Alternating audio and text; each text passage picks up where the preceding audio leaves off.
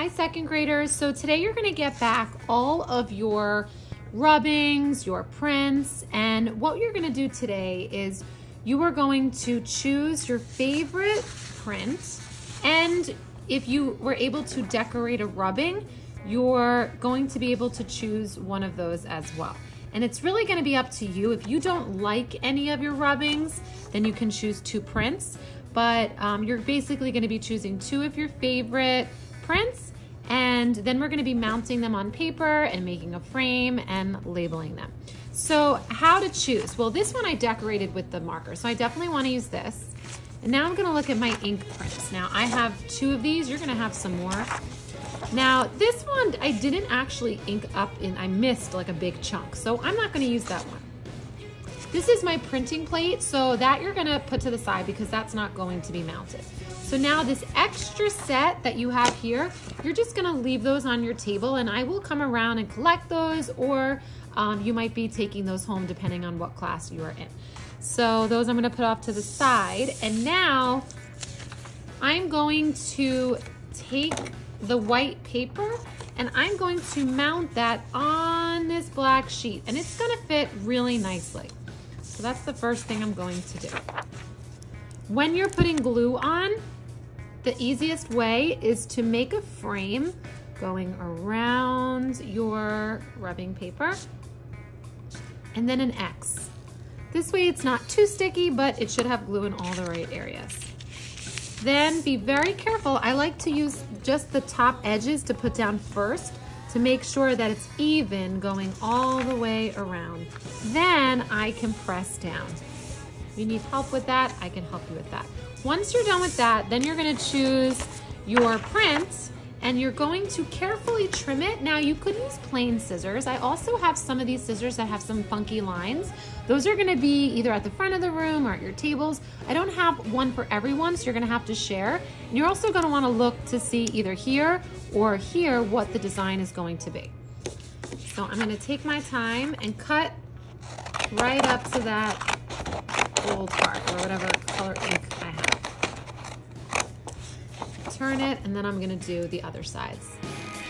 Once it's cut out, you will be able to come up and get your white paper. So I'll have all this stuff laid out. I don't want to put it all on the table at once because then it might be hard to fit everything on the table. So I'm going to take this off, put glue around the edges just like I did with the other one, crisscross, turn it over, make sure I line it up nice and evenly,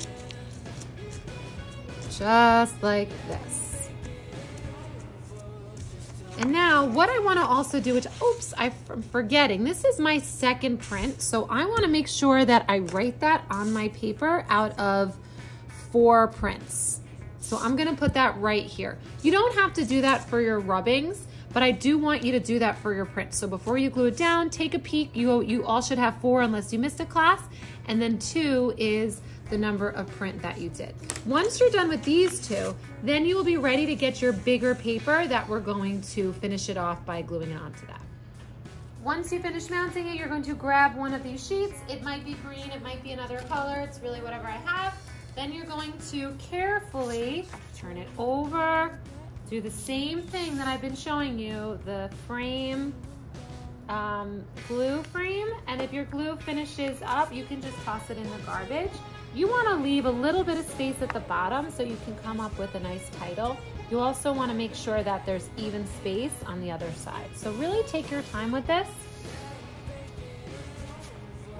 Same thing over here.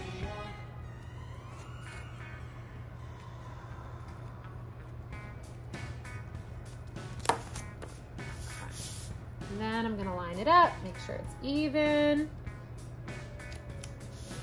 Press down.